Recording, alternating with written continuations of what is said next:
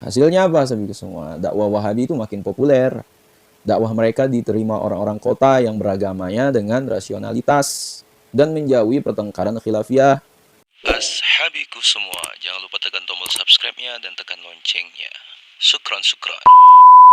Assalamualaikum. Alhamdulillahillazi an'amana bi ni'matil iman wal islam wa nusalli wa nusallimu ala khairil anam sayyidina Muhammad wa ala alihi washabbihi ajmain amma ba'du. Ustadz Syafiq menangis ketika diwawancarai salah satu saluran TV karena ditolaknya dakwah beliau oleh Ormas Banser.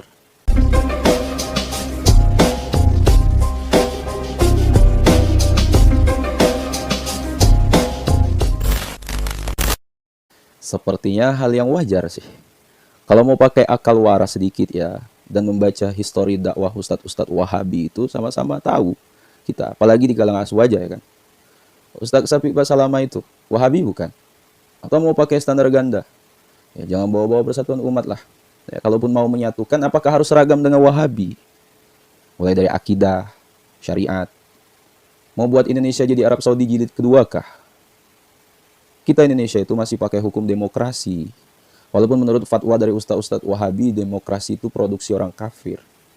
Demokrasi itu sendiri juga terlahir dari para nasionalis dan para pendahulu dan pemimpin kita.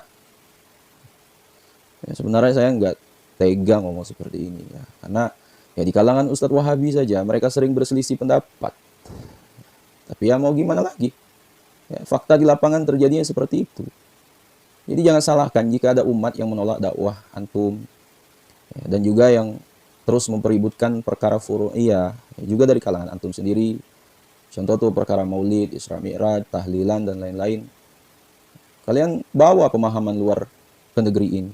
Rasanya tak pantas. Lihat contoh Imam Sudes seperti apa. Beliau, Imam Sudes, menghormati apa yang sudah masyhur di Indonesia. Beliau tak bawa tuh ajaran di negerinya ke Indonesia. Beliau juga tak membid'ahkan. Jadi wajarlah dalam pepatah dikatakan tidak ada asap kalau tidak ada api. Artinya tidak ada akibat tanpa sebab. Jadi yang memulai duluan itu siapa? Ya, silakan jamaah-jamaah dari kalangan Wahabi membela. Tapi begitulah kenyataannya yang ada. Ya. Sebagai semua, saya pernah bertemu seorang sahabat saya yang lulusan luar negeri. Ya, beliau seorang intelektual sekaligus juga mengerti betul ya peta pemikiran gerakan Islam internasional dan nasional. Ya, kelebihannya dia ini juga memiliki kedekatan dengan beberapa tokoh dalam berbagai gerakan yang berkembang. Dia bercerita bahwa salah satu sebab makin ke sini ya, dakwah Wahabi itu makin diterima, salah satunya karena mereka mengubah strategi dakwahnya. Ya, para dai-dai Wahabi itu sekarang ya, makin jarang membahas khilafiyah, ya, memberi labeling, ya, melakukan vonis pada orang lain dan hal-hal yang membuat ribut. Ya, mereka justru fokus kajian-kajian yang tampak rasional dan ngintelek. Misal kajian sirah Nabi, kajian sunnah, kajian tazkiyatun nafs, kajian husnul khotimah, ya persatuan umat, kebangkitan Islam, dan tema-tema yang memang dicari-cari umat hari-hari ini. Apakah tidak ada yang konfrontasi untuk aliran lain? Tentu masih ada, tapi itu cuma satu atau dua orang. Ya. Selain itu semuanya ya, fokus tema kajian yang absen persoalan khilafiyah. Simak saja tuh kajian Ustaz Khalid Basalamah. Ya, hampir mustahil beliau membahas isu-isu kontroversial. Malah sudah tidak ada lagi ya kan. Sirah terus beliau bahas. Ya, ditambah mereka tak pernah tuh membahas hal-hal yang sesuatu abstrak. Ya, misal soal karomah, kesaktian, dan beberapa hal lain. Ya, mereka tampak mengajarkan rasionalitas. Ya, belajar agama yang berbobot dan menjauhi ngaji yang banyak leluconnya. Ya. Mereka juga tak pernah tuh melibatkan secara langsung pada kekuatan politik tertentu. Ya, kita sama-sama tahu ya, seorang dai yang menceburkan dirinya pada dunia politik, maka ia harus bersiap-siap direndahkan dan dilucuti wibawanya. Ya, ditambah kadang materi ceramah dibumbui dengan materi-materi politik praktis. Berat ya. Nah, hasilnya apa saudara semua? Dakwah Wahabi itu makin populer. Dakwah mereka diterima orang-orang kota yang beragamanya dengan rasionalitas dan menjauhi pertengkaran khilafiyah.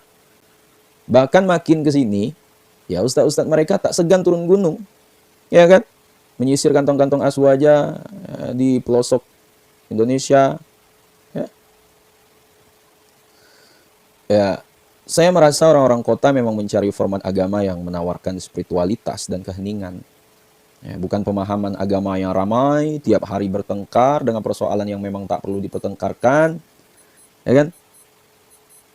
Tapi ada pertanyaan, ya. Bukannya banyak video-video ustadz-ustadz mereka yang viral dan dibahas oleh pendekar Aswaja? Ya betul, tapi itu kebanyakan video lama yang kemudian diposting lagi. Ya, kemudian sebagian kita kaget dan merasa harus segera membombardir ya, pemahaman mereka dengan referensi-referensi yang banyak. Hasilnya apa? Kita puas bisa mengkonter ya, dengan perspektif kita. Ya, tapi mereka tampak bermain menjadi korban, ya, playing victim, dibully, direndahkan, pengajiannya dibubarkan. Ya, contoh Ustadz Safi kemarin dan hal-hal lain yang mereka pakai sebagai pihak yang terzolimi atau al-madlum. Ya, jadilah simpati terus mengalir pada mereka begitu deras. Ya, soal strategi ini memang tak mudah, sekaligus ya tak sederhana. Efeknya itu luar biasa. Sekali salah langkah maka efek yang diterima akan berbeda.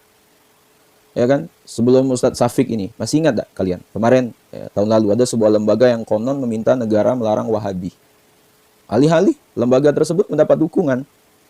Ya, yang ada orang-orang malah simpati pada pihak yang diminta dibubarkan.